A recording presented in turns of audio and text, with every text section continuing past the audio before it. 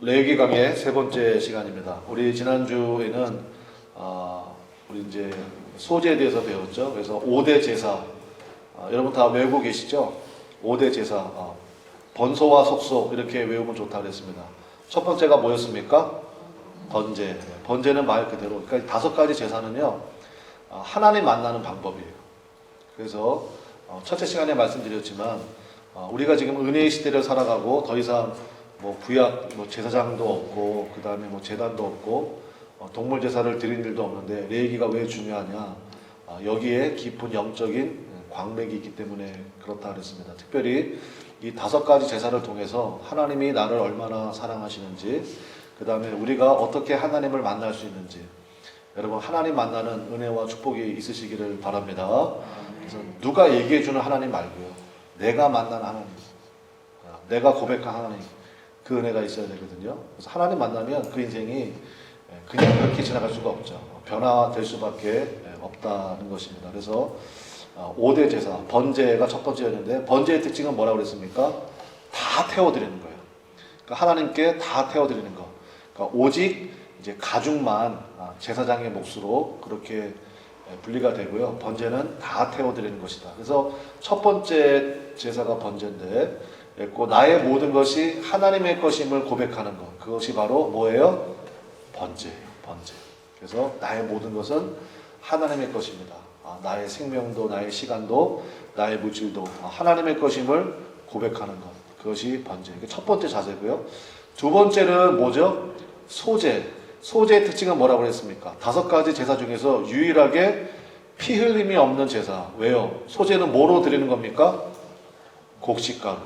곡식가루로 드리는 제사이기 때문에 피 흘림이 없는 제사다 그랬는데, 소제의 특징이 있습니다. 소제는 곡식가루로 드리기는 드리되 거친 가루로 드리면 됩니까? 안 됩니까? 안 된다 그랬어요. 고운 가루여야 된다. 고운 가루에 기름과 유향. 기름과 유향은 기쁨을 상징하는 거다 그랬죠. 그래서 두 번째 의미, 예수님을 영접했어. 그러니까 예수님이 나의 전부이심을 내가 고백해요. 그 다음에는 어떤 모습으로 나가야 됩니까? 내가 으깨져야 돼요. 내 성질, 내 고집, 내 주장, 이런 것들이 예수님의 말씀으로 인해서 하나하나씩 변화되어져 가는 것, 으깨져 가는 것. 그래서 예수님 믿은 다음에 이렇게 변화되어져 가는 그러한 모습이 있어야 된다 그랬습니다. 그 다음에 이제 곡식가루, 고운 가루로 드리는데 그걸 이제 가져오잖아요. 그러면 두 번째 소제의 중요한 원리가 있다고 그랬죠. 곡식가루 전부를 드리는 게 아니라 그 중에서 우리 한번 따라 합시다. 기념할 것. 그거를 뭐라고 부른다고 그랬어요? 아즈카라라고 부른다고 그랬어요. 아즈카라. 그러니까 기념할 것을 제사장이 한 웅큼이에요. 한 웅큼만 기념할 것만 딱 가지고 가서 번제단 위에 드리는 것입니다. 그래서 이 기념할 것, 이게 아즈카라예요. 그래서 이게 굉장히 중요한 영적인 의미가 있다고 그랬죠. 그래서 제가 히브리서 11장에 믿음장 말씀드렸잖아요. 거기 보면요, 아브라함부터 시작해가지고 삼손에 이르기까지 믿음의 조상들이 쫙 나와요. 그런데 여러분 우리가 알고 있습니다. 아브라함도 모세도 심지어 노아도 뭐 삼손은 말할 것도 없고요. 그 사람들의 인생 가운데 실수와 약점과 그 다음에 그러한 하나님 앞에 불순종했던 그런 모습들이 당연히 있잖아요. 당연히 있는데 왜 그 사람들이 믿음장에 들어가 있죠? 그 인생 가운데 어느 한순간 하나님 앞에 잘한 게 있는 거예요. 그 한 웅큼. 그것을 통해서 하나님이 그 나머지 인생에 실수하고 잘못된 것들을 다 덮어주시는 거예요. 그리고 좋았던 것만 기억해 주시는 것. 이것이 바로 아즈카라의 원리라는 거예요. 여러분 너무너무 위로가 되지 않아요? 그렇잖아요. 우리의 삶에 돌이켜보면요, 나도 감추고 싶은 그러한 아픔이 있잖아요. 상처가 있고. 여기서 있는 목사는 말할 것도 없죠. 여러분이 몰라서 목사님 그러는 거지, 여러분이 제대로 알면 더 존경할 거예요. 그런데 어쨌든 그런 상처와 아픔이, 약점들이 있잖아요. 다 모자라죠. 그런데 하나님이 그럼에도 불구하고 어느 한순간 내가 믿음으로 살고 믿음으로 결정하고 하나님 앞에 잘했던 그거 하나를 보시고 나머지 것들을 다 덮어주시는 그러한 은혜. 그래서 이 은혜를 만나게 되면요, 다른 사람에게도 마찬가지라고 그랬죠. 그 사람이 나에게 실수했어. 나에게 큰 상처를 줬어. 아픔을 줬어. 그런데 그 사람이 또 나한테 잘한 게 있어. 그러면 어떤 걸 기억하는 게 소재의 원리에 맞아요? 나한테 상처 줬던 거 기억하는 거예요? 나한테 잘했던 거 기억하는 거예요? 잘했던 거. 그래서 좋은 기억만 남는 거예요. 아, 감사하다. 아유, 그래도 그만하니까 감사하다. 아, 그냥 그만하니까 다행이다. 그래서 좋은 기억만 남는 거. 그게 바로 소재의 원리다 그랬습니다. 그래서 그런 거 하나하나를 바라보는 거, 그게 참 중요해요. 어떤 사람은요, 그냥 만나기만 하면 다른 사람 험담을 하는 사람이 있어요. 그냥 근데 그 사람 말이 틀린 건 아니야. 실제 사실이니까. 근데 히브리서 믿음장에 의하면 맞지가 않죠. 하나님이 믿음장에 있는 사람들, 야 봐라, 니들이 노아 몰라서 그렇지, 그거 술주정뱅이야. 얼마나 그 술을 많이 진탕 마시고 오죽하면 그 빨개 벗고 돌아다니냐, 이런 거 없잖아요. 아휴, 모세 결국 가나안 땅에 못 들어갔잖아. 왜 못 들어갔어요? 불순종했거든, 불신했거든. 하나님 분명히 얘기했어요. 너도 나를 믿지 아니하므로. 모세도 하나님 안 믿어서 못 들어간 거야. 그런 거 히브리서 11장에 없어요. 그러니까 가장 좋았던 모습, 가장 아름다웠던 모습을 하나님이 기억해 주신다. 우리도 소망이 생기지 않아요?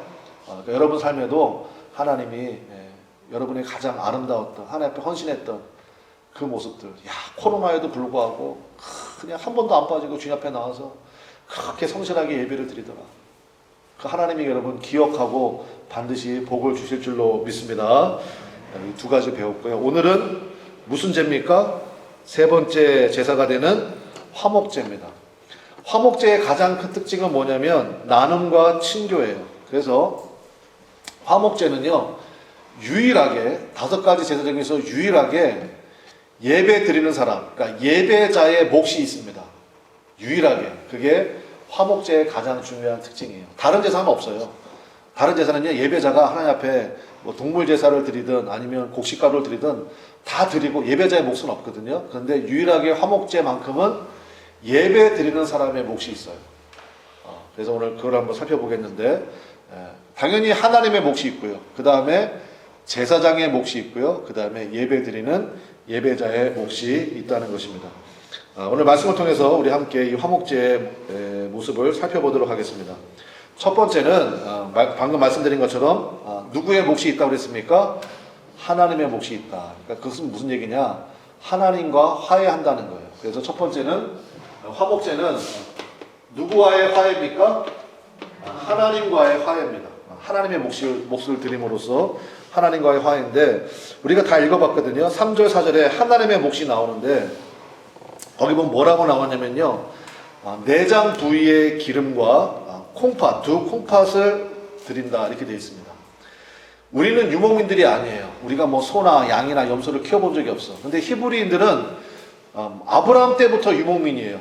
아브라함 때부터 양 키웠어, 염소 키웠어. 그러니까 유목민들은 이 부분을 읽으면 딱 느낌이 와요. 무슨 느낌이 오느냐? 내장 부위에 덮인 기름과 두 콩팥을 드린다. 그게 무슨 얘기냐? 한번 따라하겠습니다. 가장 좋은 것을, 네, 그거예요. 가장 맛있고 가장 좋은 것을 하나님께 드린다. 이렇게 느낌이 딱 온다고요. 우리나라 말에도 그런 게 있습니다. 어두육미란 말이 있죠.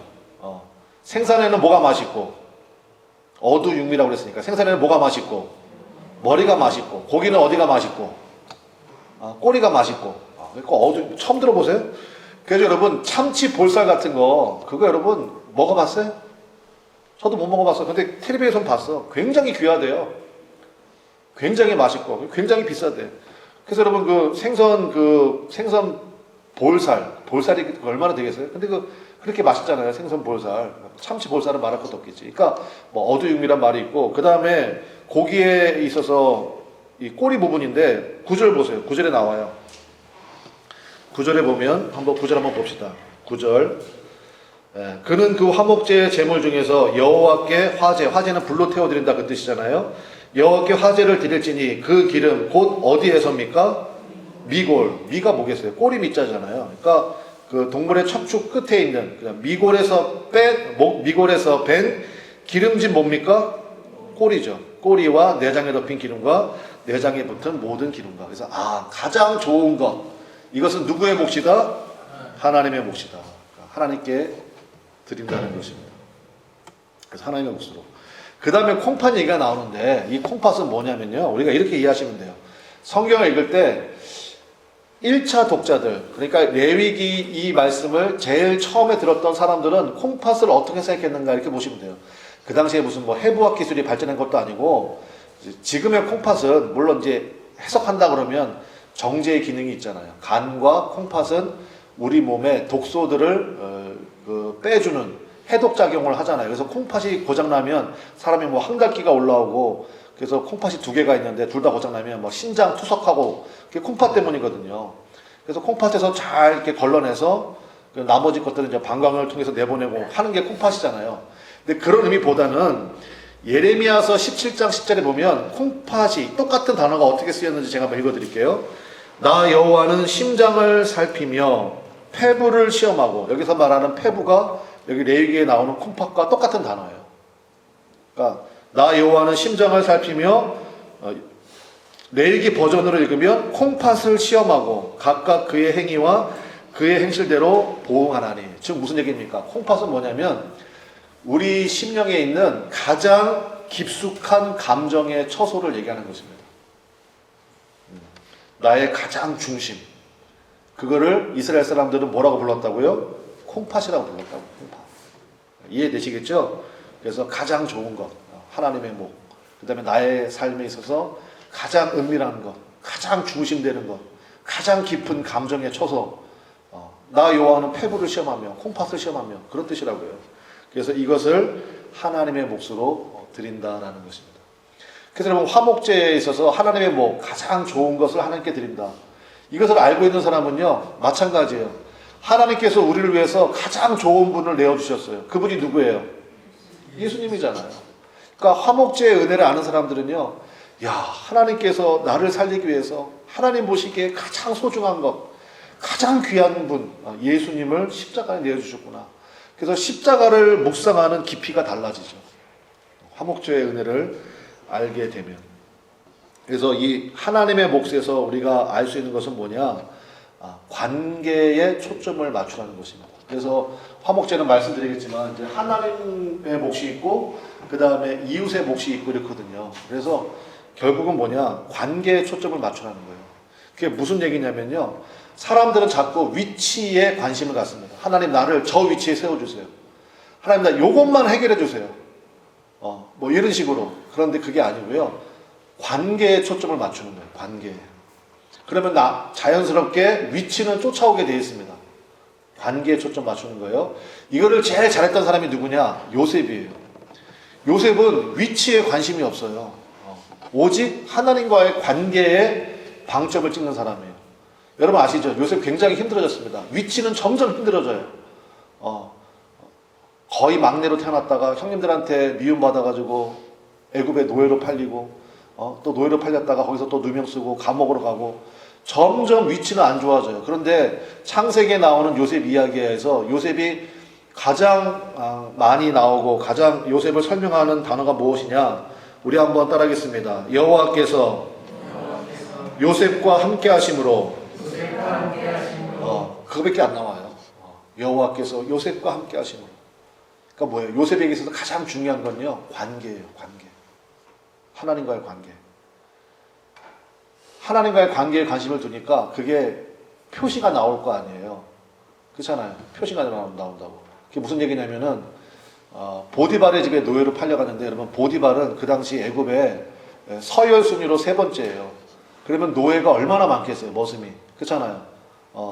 그 당시 뭐 고고학적 기록 보면 한 2만 명 정도가 있었을 거래요. 그 사람 보디발 밑에. 그러니까 쉽게 말하면 사원이 2만 명이에요. 사원이 2만 명인 회장님인데, 그런데 그 사람이 딱 눈에 띄는 거예요. 누가 눈에 띄는 거예요? 요셉이요. 왜 눈에 띌까요? 다른 거 없어요. 하나님과의 관계에 중심을 두는 사람이잖아요, 요셉은. 그러니까 뭐가 좋을 수밖에 없어요? 표정이 좋을 수밖에 없는 거 아니에요? 다른 사람들은 억지로 와서 일하는 거예요. 진짜 이런 거 나한테 시키냐? 내가 진짜 당장 때려치든지 해야지. 이랬을 거 아니야. 근데 요셉은요, 뭐에 중심을 두는 사람이에요? 하나님과의 관계에 중심을 두는 사람이에요. 그러니까 아침에 눈 뜨면 하나님 나와 함께 하셔서 감사합니다. 기쁩니다. 오직 하나님만 찬양받을 수 없어서. 우리 아까 찬양 부른 것처럼 뭐 그렇게 찬양하고 나간단 말이야. 그러면 여러분 얼굴이 우거지 상이겠어요? 활짝 피겠어요? 활짝 필 수밖에 없어요. 그게 하루 이틀이 아니고 계속 그렇게 하는 거예요. 그러니까 여러분 보디발이 볼 거 아니에요. 보는데 이상하다. 저놈은 왜 이렇게 항상 이렇게 싱글벙글이야. 근데 일 맡겨보면요. 잘해. 기쁨으로 해. 끝까지 책임 안수해. 그러니까 점점 어떻게 되겠어요? 자리가 올라가죠. 그리고 누명 쓰고 감옥에 갔어요. 감옥에 갔어. 근데 사실 보디발이 죽일 수 있었거든요. 근데 안 죽인 거예요. 보디발 다 하는 거예요. 감옥에 갔어. 감옥에 가서 간수장 눈에 띄는 거예요. 왜 띄는 거예요? 얼굴색이 너무 좋은 거예요. 막 코로나 때문에 막 힘들고 어렵고 막 이러고 다니지 않는 거예요. 우리 한번 따라합시다. 기쁘고 감사하고 아멘 할렐루야. 뭐 아멘 할렐루야 하면서 우거지상 할 수 있어요? 없어요? 없잖아요. 그러니까 눈에 띄는 거예요. 하나님의 관계에 초점을 두는 사람은요 반드시 눈에 띄게 돼 있습니다. 여러분 믿습니까? 반드시 눈에 띄게 돼 있어요. 그러니까 간수장이 또 데려다가 뭐 무슨 일이야 뭐 맡기고 뭐 하다가 그러다가 그 사람 하루아침에 위치가 달라지잖아요. 애굽의 총리 되고 뭐 사실 서열상 제일 높은 위치에 있게 되는 거 아닙니까? 그래서 여러분의 기도가 달라지시길 바라요. 여러분 관계에 초점을 두시는 기도가 되시기를 바랍니다. 자꾸 뭐 달라 그러지 마세요. 나 하나님만으로 충분합니다. 그러니까 처음에 어렵더라도 그렇게 고백하세요. 오직 주님만으로 만족합니다. 우리가 찬송했잖아요. 그래서 그 찬송 부른 거예요. 오직 나는 예수님만 더 원합니다. 예수님만 더 원합니다. 그러면요 나머지 모든 것들은요 여러분 필요에 따라서 하나님이 다 채워주실 줄로 확실히 믿습니다. 그래서 관계에 초점을 맞추는 거예요. 그래서 하나님의 몫을 드리는 것입니다. 두 번째는 이웃과의 화해입니다. 두 번째는 누구와의 화해입니까? 이웃이에요. 이웃과의 화해인데, 자 우리 한번 성경을 한번 찾아봅시다. 어디를 찾아보셔야 되냐면요 레위기 7장 15절로 가셔야 돼요. 레위기 7장 15절에 보면 자 레위기 5장까지 5가지 제사를 설명을 하는데 이거는 예배자의 입장에서 설명한 거고요. 6장부터는요 제사장의 입장에서 다시 한번 설명합니다.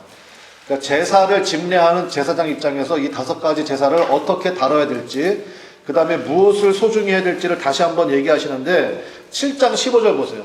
화목제물을 다시 한번 설명하시는데 여기서 굉장히 중요한 게 나옵니다. 7장 15절부터 17절까지 읽을 거예요. 우리 한번 같이 읽어보겠습니다. 15절부터 같이 읽습니다. 시작. 감사함으로 드리는 화목제물의 고기는 드리는 그날에 먹을 것이요 조금이라도 이튿날 아침까지 두지 말 것이니라. 그러나 그의 예물의 제물이 서원이나 자원하는 것이면 그 제물을 드린 날에 먹을 것이요 그 남은 것은 이튿날에도 먹되 그 제물의 고기가 셋째 날까지 남았으면 불사를 지니. 자, 여기서 알 수 있는 것, 화목제에는요 3가지 종류가 있다는 거예요. 첫 번째 뭐가 있습니까? 감사제가 있고요. 그 다음에 뭐가 있어요? 서원제가 있어요. 서원제. 그 다음에 뭐가 있어요? 자원제가 있어요. 자원제. 자원제를 다른 말로는 낙헌제라고도 불러요.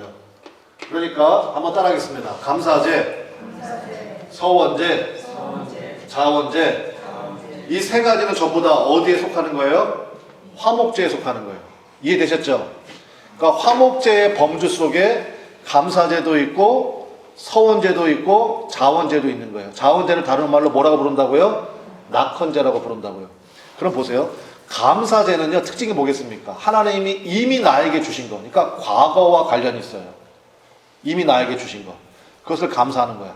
서원제와 자원제는 뭐와 관련이 있겠습니까? 앞으로 나에게 주실 복과 관련이 있어요. 즉 미래와 관련이 있는 거예요. 이게 화목제의 3가지 특징이에요. 다시 한번, 감사제는 뭐와 관련이 있다고요? 나의 과거와 하나님이 나에게 이미 해주신 것. 그 찬송가 중에 그런 거 있잖아요. 받은 복을 세워보아라. 하나님이 이미 나에게 주신 복을 감사할 줄 알아야 돼요. 그게 감사제고, 그 다음에 서원제와 자원제는 나의 뭐와 관계가 있다고요?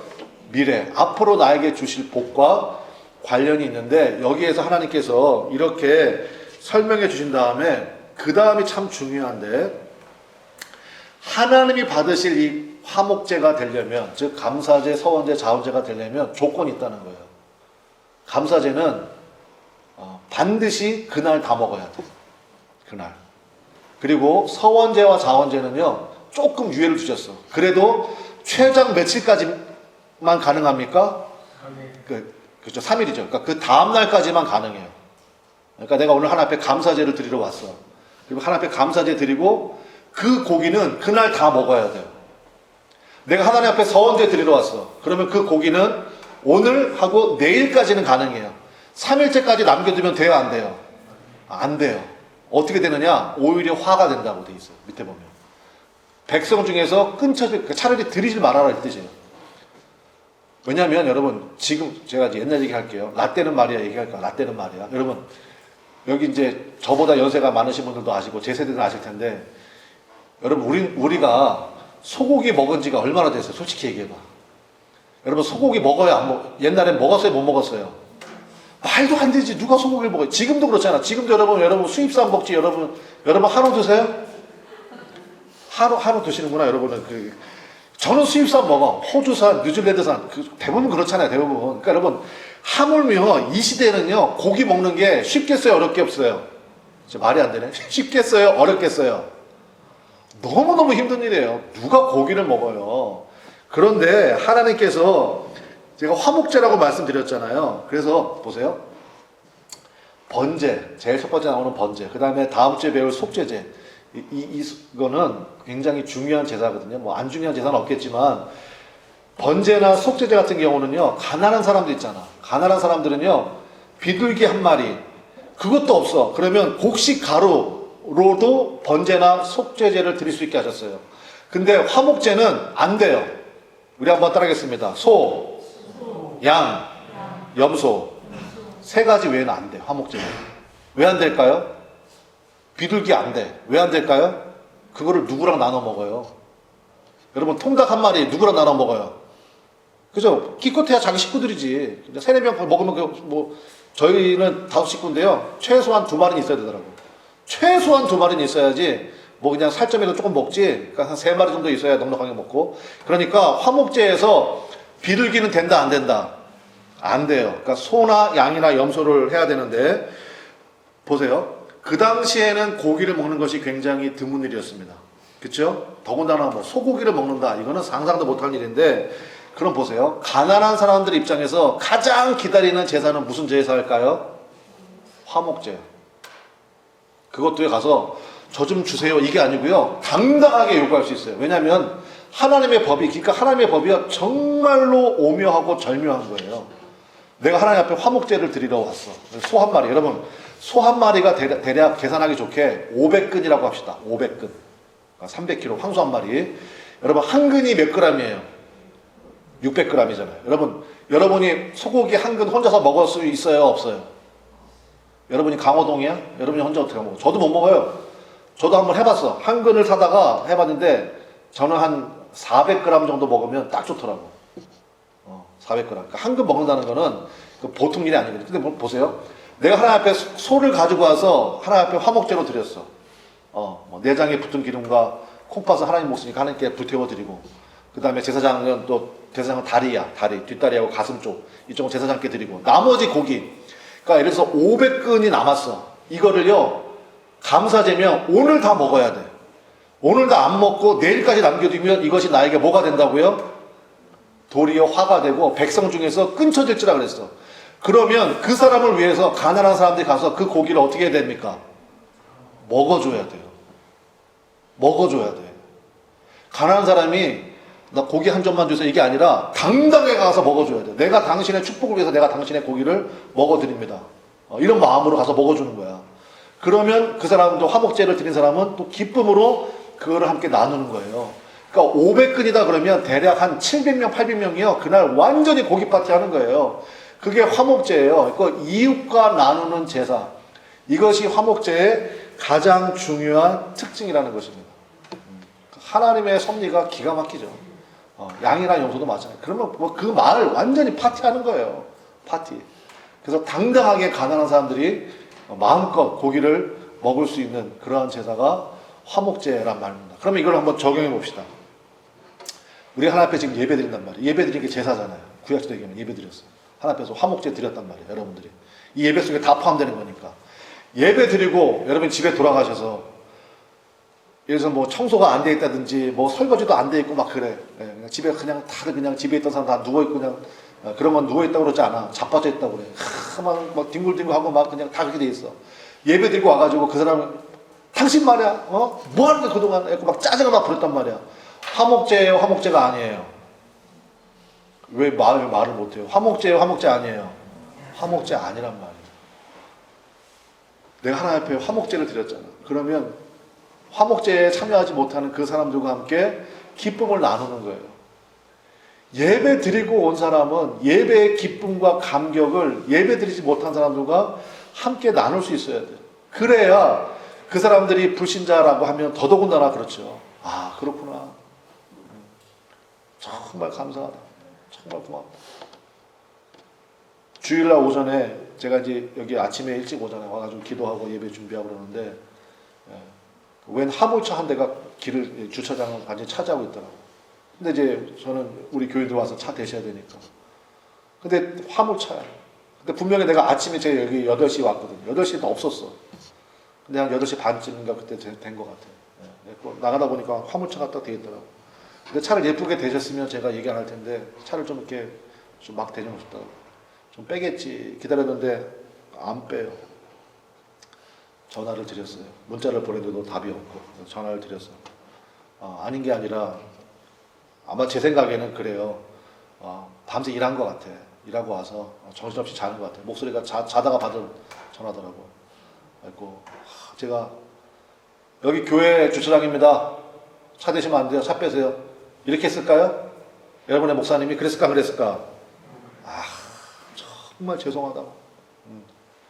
정말 죄송하다고. 근데 여기 교회 주차장이라서 차를 좀 혹시 몇 시에 나가시냐고. 자기 10시에 나가야 된대. 그럼 더더군다나 죄송하다고. 차 좀, 그 제가 기다리고 있다가 그 사장님 나오시는데 제가 진짜 코가 땅에다 또 절하고 했더니 그분도 미안해가지고 죄송하다고. 무슨 얘기인지 아시겠어요? 지금요, 여러분 아시잖아요. 교회의 지수가, 교회 사람들의 선호도 지수가 땅바닥이에요, 땅바닥. 전도를 못해요. 지교회 목사님들 만나서 얘기해 보니까 전도를 못한대. 전도를. 화목제에 실패한 거예요. 우리의 삶에 바로 이 화목제의 은혜가 있으시길 바라요. 나누는 거예요, 나누는 거. 마지막 세 번째. 자, 서원제입니다. 서원제. 특별히 그 중에서도 공동식사. 공동식사가 정말 중요해요. 공동식사.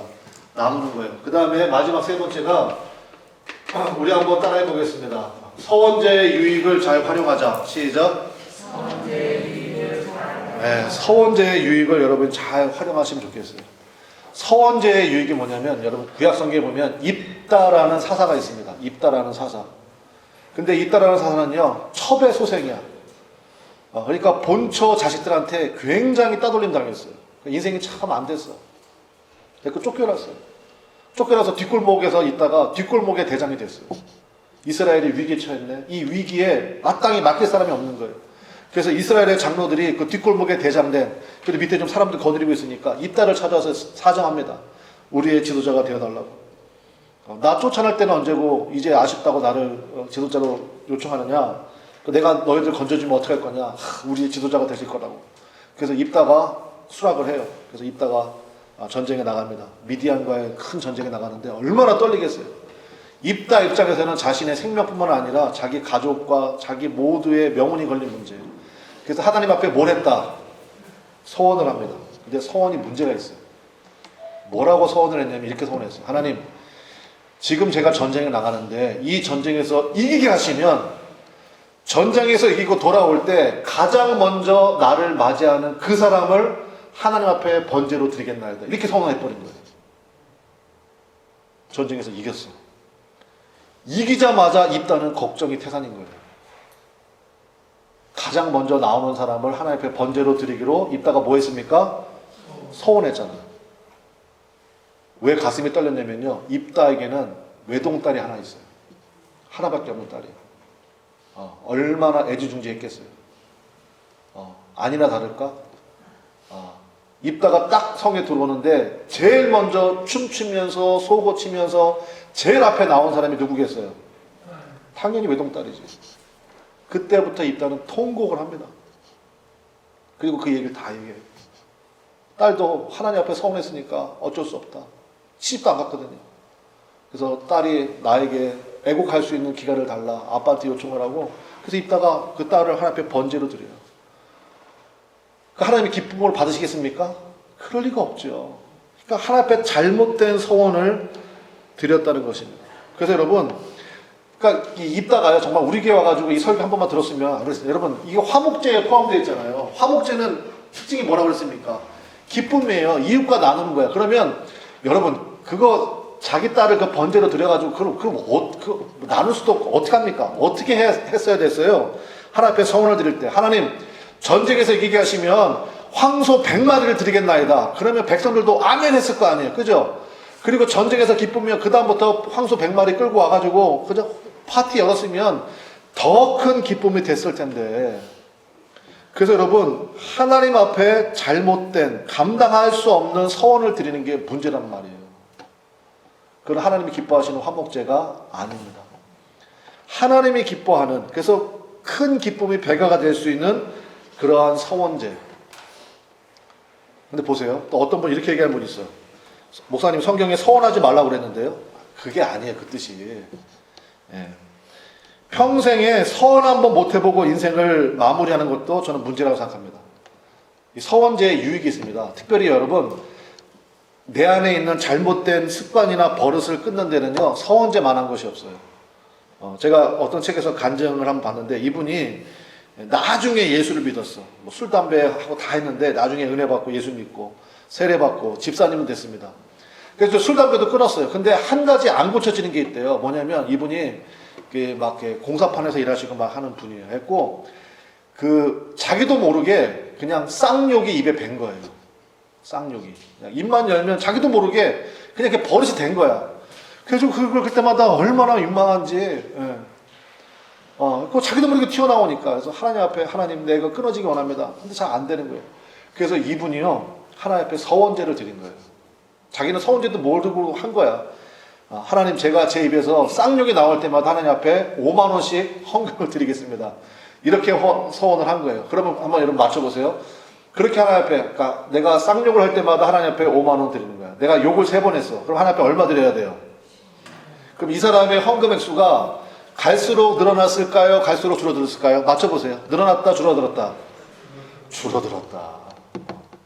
그런 헌금은 줄어드는 게 하나님이 기뻐하시는 거 아닙니까? 그래서 막 나중에 이 사람 그 간증을 해보니까 나중에 손 떨리더래요. 하나님 앞에 막 30만 원씩 막 드리고 그러니까 막 손 떨리더래. 그래서 하나님 앞에, 그러니까 이제 이게 막 멈춰지더라는 거예요. 그래서 여러분, 서원제는 그런 거예요. 하나님 앞에 잘못된 습관이나 버릇을 끊는 데는요, 서원제만한 게 없습니다. 하나님, 내가 하루에 성경 꼭 몇 장씩 읽겠습니다. 그렇게 안 하면 제가 하나님 앞에 뭐 10,000원씩, 5,000원씩 하나님 앞에 드리겠습니다. 뭐 이런 식으로 그런 서원이죠.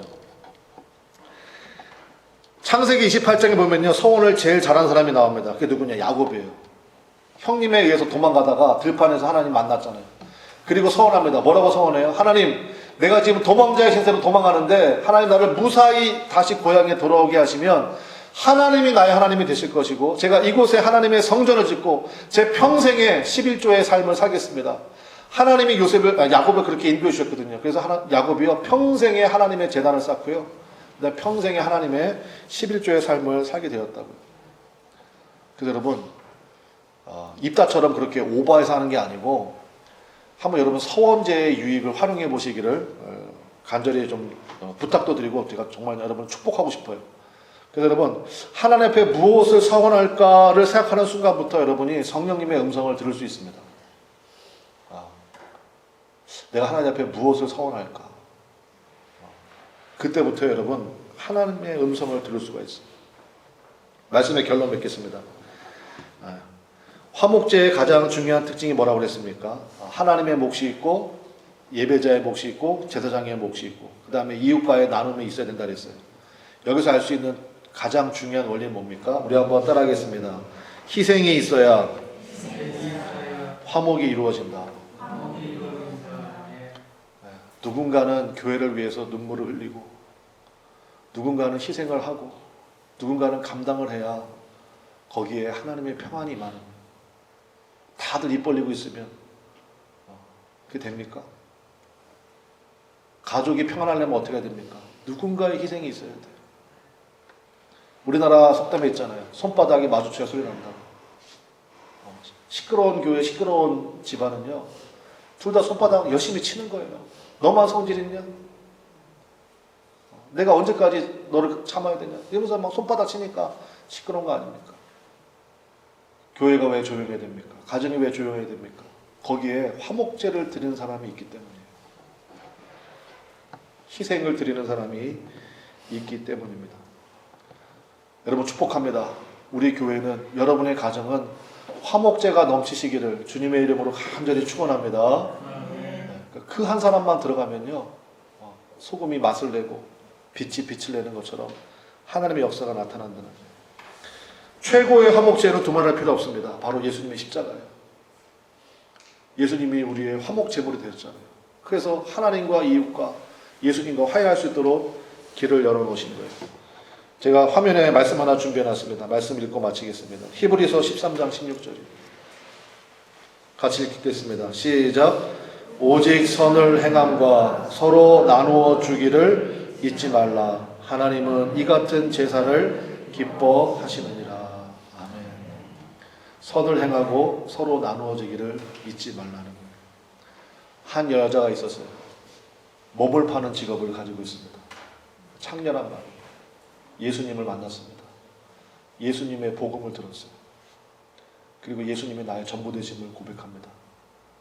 그리고 예수님께 와서 자기가 평생 정말 온갖 수고 속에서 모았던 300데나리온이나 되는 향유를 예수님 앞에 와서 깨트려요. 그걸 예수님의 머리에 붓습니다. 주위에서 난리가 났어요. 그거를 왜 허비하느냐 그랬어요. 여러분, 사랑은요, 제3자가 보면 허비입니다. 여러분 다 사랑해보셨잖아요. 주위에서 정신 나갔다는 얘기 안 들었어요 혹시? 네가 아까워. 네가 너무 아까워. 그건 제3자기 때문에 그래요. 사랑하는 입장에서는 그렇지 않아요. 그러니까 왜 허비하느냐? 300데나리온이나 되는 그 향유를 왜 허비하느냐? 그때 예수님이 뭐라고 말씀하셨느냐? 저 여인의 행위를 그대로 둬라.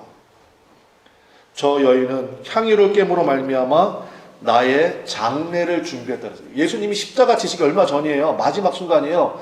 사람들 아무도 몰라요. 그런데 향유를 깨는 그 모습을 보고 예수님이 뭐라고 그랬냐면요, 나의 장례를 준비하였느니라. 그러면서 복음이 전파되는 곳마다 저 여인의 저 행위도 함께 증거가 되리라. 주님께서 그렇게 말씀하셨거든요. 그 얘기는 무슨 얘기입니까? 사실 예수님도요, 여러분 알잖아요. 예수님 마지막 겟세마네 동산에서요, 할 수만 있거든 내 이 잔을 내게서 옮기시옵소서. 그렇게 예수님이 고민하시고 아파하셨는데 300데나리온에 되는 향유를 깨는 그 여인을 보는 순간 예수님도 결심하신 거예요. 저 여인도 저렇게 모은 향유를 내 앞에서 깨는데 나도 주님 앞에 내 삶을 깨야 되겠다. 주님 앞에 온전한 제물로 십자가에 드려야 되겠다. 그래서 나의 위로가 되었다고 말씀하신 거예요. 나의 장례를 준비했다고 말씀하시는 거예요. 그래서 복음이 증거되는 곳마다 바로 이 여인의 그 모습이 증거되는 거죠. 여러분이 바로 그 화목제물 되시기를 간절히 축원합니다. 그러면 여러분을 통해서 하나님이 영광 받을 뿐만 아니라, 말씀드렸잖아요, 유일하게 예배자의 몫이 있는 거라고. 하나님께서 반드시 기억하시고 반드시 갚으시고 채워주실 줄로 믿습니다.